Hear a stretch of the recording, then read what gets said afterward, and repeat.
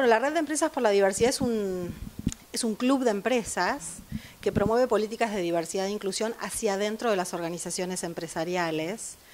Y la realidad es que tiene 2 años y medio de vida, muy poco tiempo, y fue creada a demanda de las empresas que venían empezando a trabajar todos estos temas y los trabajaban con distintos actores y necesitaban un espacio único que pudiera articular y crear un marco conceptual único, digamos, para poder trabajar todos estos temas. Y así fue que hace 2 años y medio fundamos la Red de Empresas por la Diversidad en un centro de investigación, que es el Espacio de Negocios Inclusivos de la Universidad Torcuato Di Tella. Y decimos que es un espacio inédito porque lo conforman como 4 pilares. Uno es la empresa, por y para quién trabajamos. Otros son las organizaciones de la sociedad civil que tienen expertise en los temas de diversidad, en nuestro caso es Fundación Huésped, la Federación LGBT y el SEATS, y personas expertas en temas de diversidad, profesionales independientes que nos acompañan como advisors. Y la academia, por supuesto, que es sede de la red. Hoy tenemos 29 empresas, miembros. La realidad es que no salimos a hacer una venta de la red, sino más bien que fue un crecimiento orgánico. Las mismas empresas se van acercando un poco por el boca en boca, otro poco porque, bueno, ven que es un espacio en donde hay muchas actividades, algunas cerradas para los miembros y otras abiertas, entonces de alguna manera se van como acercando en la medida en la que empiezan a trabajar estos temas.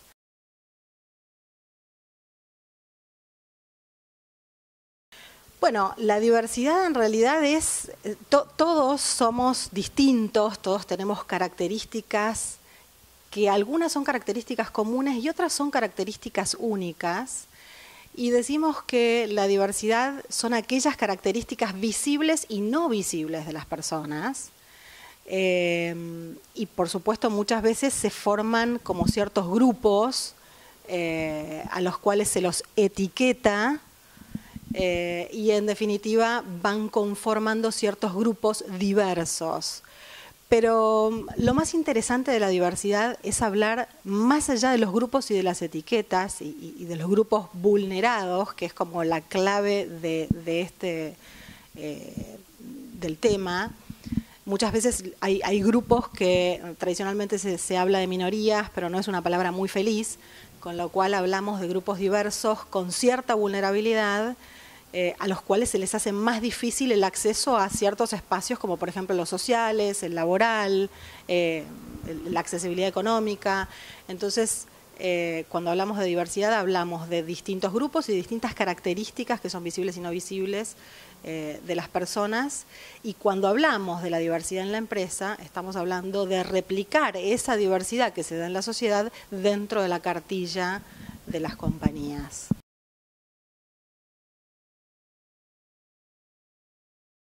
Bueno, primero hablemos de los beneficios, que es más interesante. Antes te contaba un poco esto de los grupos o colectivos o grupos vulnerados, y el grupo mayoritario considerado como vulnerado es el de género, ¿no? Que por supuesto es transversal a la situación socioeconómica y a otras variables de diversidad. Pero digamos que género es el grupo más importante, estamos hablando de la mitad de la población. Y a esto viene a que dentro de las empresas estamos hablando de que permanentemente hay una escasez de talento, ¿no? Y el talento es transversal a todas las personas, vulneradas o no vulneradas. El talento, por suerte, nos acompaña a todos tenemos distintos talentos, pero para gestionar dentro de la organización cada vez hay menos talento. Entonces, es importante buscar en todos los rincones que tenemos dentro de la organización, porque todas las personas tienen algún talento que puede ser aplicado dentro de la organización, y las mujeres están a la mano. Son el 50% de la población, algunas empresas tienen mayor proporción que otras, pero las mujeres están a la mano. Entonces, el desarrollo de la mujer dentro de la organización es importante en este sentido, que si no la estamos mirando, no estamos mirando la mitad del talento disponible. Esto es en un primer en una primera mirada, pero después podemos decir que el Credit Suisse hizo un estudio entre las empresas que cotizan en bolsa y pudieron ver que aquellas empresas cuyos boards de dirección tienen más proporción de mujeres, más que otras, no quiere decir que sean más mujeres que hombres, sino que tienen un 30% de mujeres dentro de sus boards, un 20%, un 10%, aquellas que tienen mayor proporción tienen mejores índices financieros. A lo mejor el incremento es de 1 punto, de 2 puntos, de 3 puntos, de 4, pero esto es consistente y sistemático. Entonces, el estudio es concluyente respecto de que cuantas más mujeres en el board hay, más mejores resultados, lo cual no quiere decir que esto se deba a la mujer en particular. Lo que quiero decir es que en cuanto a que el board de dirección es más diverso, o sea, hay mejor distribución entre varones y mujeres como primer variable de diversidad, entre otras, los resultados son mejores. Es decir, si en un board de dirección todos los directores son socioculturalmente similares, tienen las mismas características, la misma forma de pensar, es probable que se pongan de acuerdo rápidamente, lo cual es un aliciente sin duda, pero es poco probable que traigan nuevas ideas a la mesa y nuevas soluciones con ello. Entonces, este es otro de los puntos interesantes, que a equipos diversos probablemente tengan mejores ideas, nuevas ideas y por lo tanto mejores resultados. Entonces, en este sentido es importante hacerse del talento que está a la mano en la organización, que son las mujeres, ¿no? Y por lo tanto desarrollarlas.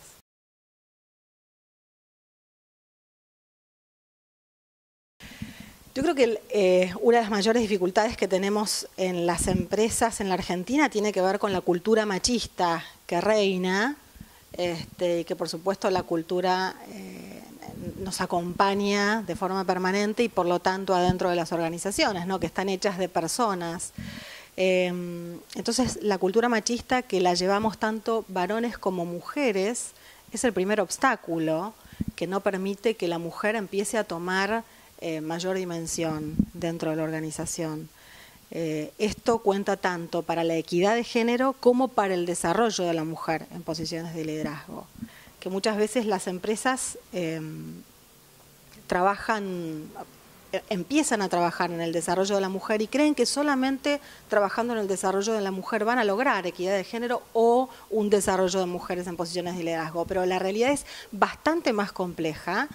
Se necesita un cambio cultural de toda la organización, tanto de varones como de mujeres, y se necesita de estrategias integrales. No se puede pensar en abordar el tema solamente desde el desarrollo de la mujer o solamente desde políticas de balance. Hay que pensar en un todo y en una transformación cultural y sin duda esto va a llevar un largo tiempo.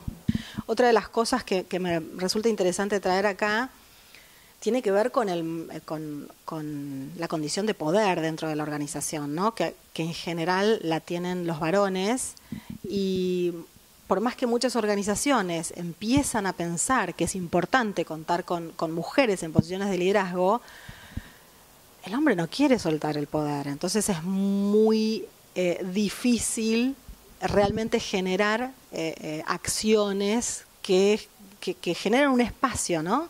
O sea, el varón tiene que generar un espacio y la mujer tiene que hacerse de él también. Tiene que ser en conjunto y en equipo. Sin duda no es. Entonces, esta cuestión del manejo del poder dentro de la organización es algo que el varón tampoco lo quiere dejar, ¿no? No quiere correrse.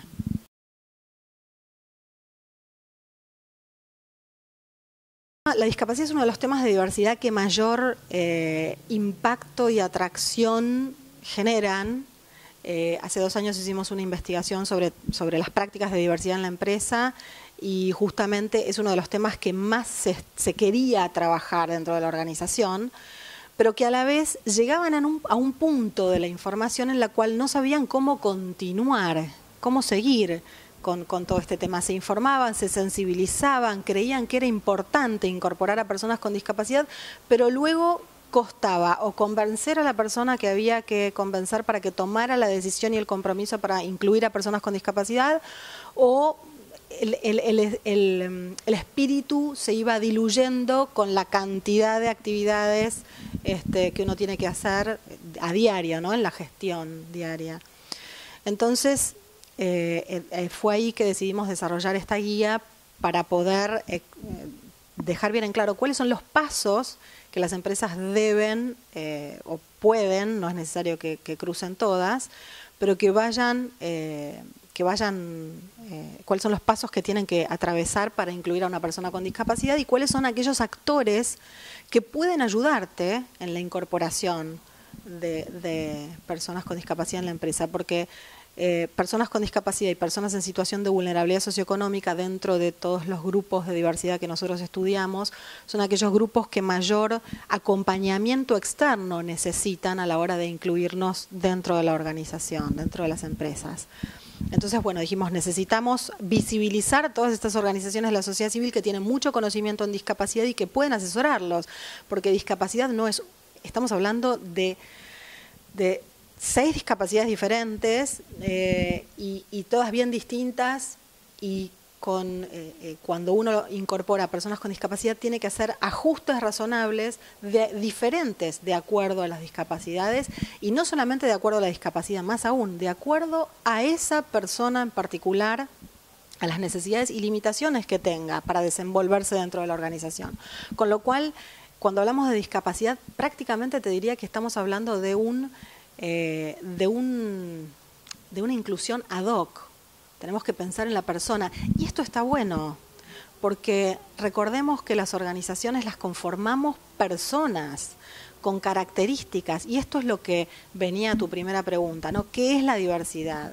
La diversidad, si bien hay estos grupos como está el de discapacidad, también hay singularidades, hay particularidades que realmente es responsable una empresa que presta atención a las singularidades, a las particularidades de las personas que componen su staff. Entonces, al prestar atención a estas características o a estas demandas o a estas necesidades, incluso a estas virtudes que tienen las personas, es ahí en donde estamos prestándole atención a la diversidad dentro de la organización. Me fui a la pregunta anterior, pero creo que las personas con discapacidad le agregan valor a las empresas en varios sentidos. Uno, las personas con discapacidad tienen las mismas habilidades y tantos talentos como cualquier otra persona que no tenga ninguna discapacidad, con lo cual, nuevamente, a tomar el talento que hay en ellas, ¿no? Hay que descubrirlo, así como descubrís el talento de una persona en cualquier entrevista de trabajo, en cualquier persona que no pertenezca a ningún grupo vulnerado, también se puede tomar talento de este grupo, que sin duda lo tiene, que en muchos casos tienen un compromiso extra, en algún punto, no todas, pero algunos grupos de personas con discapacidad tienen un compromiso extra por haber fracasado indefinidamente en el encuentro del trabajo. Y por el otro lado, le agrega valor a la organización, porque cuando en una organización empieza a poner dentro de su set de valores la diversidad, el entendimiento de las capacidades y discapacidades de las personas, es cuando nos pone a todos en igualdad de condiciones. Entonces, ese es un valor que las empresas no debieran perderse, no debieran perderse de tenerlo. Y esto pregna en toda la organización. Incluir a personas con discapacidad tiene algunas dificultades, tiene sus procesos y sus ajustes, pero sin duda el rédito es alto.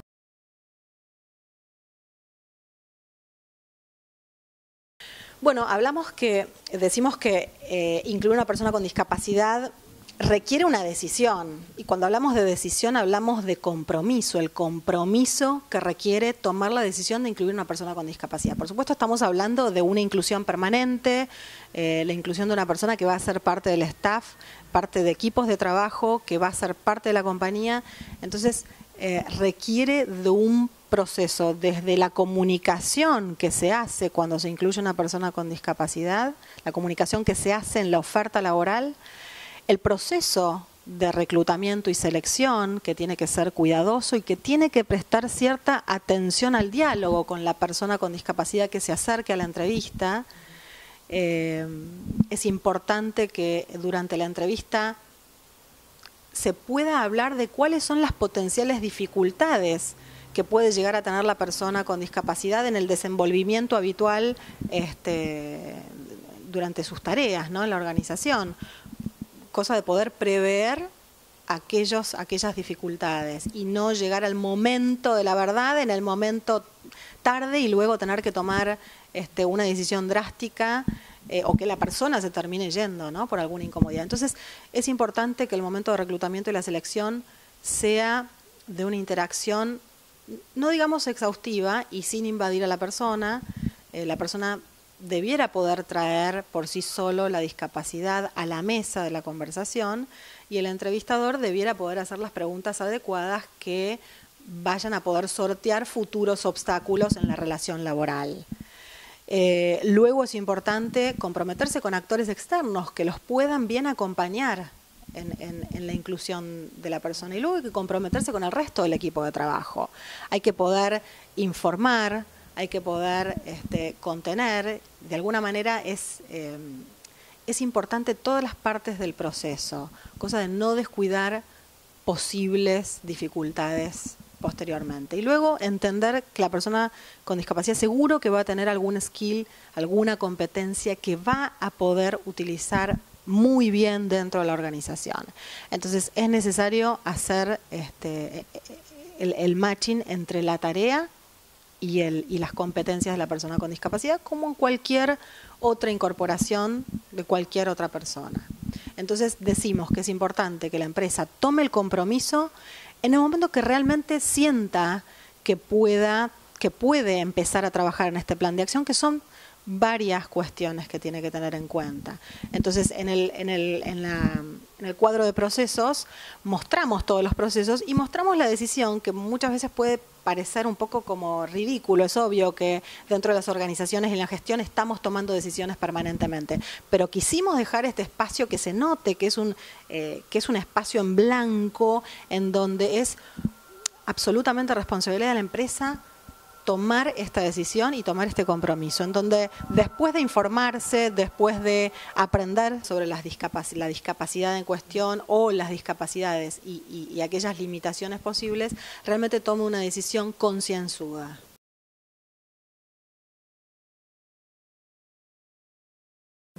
Bueno, vos lo dijiste, es un tema tabú, pero ¿por qué tabú? Si la diversidad sexual es un tema más que nos atraviesa como seres humanos, nos conforma, es parte de la identidad sexual, es parte de nuestra identidad, de quiénes somos, con lo cual no debiera ser un tema tabú. Sí, la sexualidad y qué hace la persona en la cama, eso es parte de su vida privada, pero todo lo demás, quién es, cuál es su orientación sexual, cuál es su identidad de género, cuál es su expresión, que muchas veces no coincide con los estereotipos culturales de género varón-mujer. Entonces, estas cuestiones que son inherentes a las personas son las que decimos que hay que trabajar desde la diversidad, que hay que visibilizar. El tema de la diversidad sexual es uno de los temas menos trabajados en el ámbito corporativo. Nos entristeció mucho cuando hicimos la investigación, que vimos que muy pocas empresas estaban trabajando el tema. Ahora se está empezando a tratar de trabajar más. Entendemos que las empresas dicen, no, este es un tema de la esfera privada, pero por supuesto que la persona, los colaboradores pueden decidir dejar este tema en su esfera privada. O también pueden decidir compartirlo porque es parte de sus vidas, es parte de quienes son. Y esto es importante, que la empresa atienda a quiénes son sus colaboradores, con todas sus características y todas sus singularidades. Y esta es una de ellas. Entonces, esto es bien importante recordarlo, que no nos estamos metiendo como empresas en su vida, sino que estamos, cuando se trabaja la diversidad sexual, se está abriendo la puerta, se está diciendo somos una empresa abierta a vos, abierta al colaborador, a atender al colaborador. Entonces, me parece que esa es una señal muy fuerte en donde el empleado puede decidir contar su realidad o no contarla y sentir que está trabajando en una organización que lo acepta, que lo apoya y que visibiliza el tema. La palabra visibilización a lo mejor puede prestar a confusión. La idea es que cuando uno visibiliza un tema, está justamente diciendo esto: soy una organización que ve el tema que me parece importante porque es tu tema. Entonces es poder permitir que la persona despliegue quién es y por lo tanto muy probablemente se sienta más cómoda en el ámbito laboral y muy probablemente sea más productiva y tenga mejor rendimiento. Si vamos en última instancia a pensar en el rendimiento de los colaboradores. Yo creo que es un tema que no se está trabajando, se tiene miedo, miedos, hay desconocimiento, y me parece que no hay que tener miedo a entender quiénes somos, quiénes me acompañan en el día a día en el trabajo.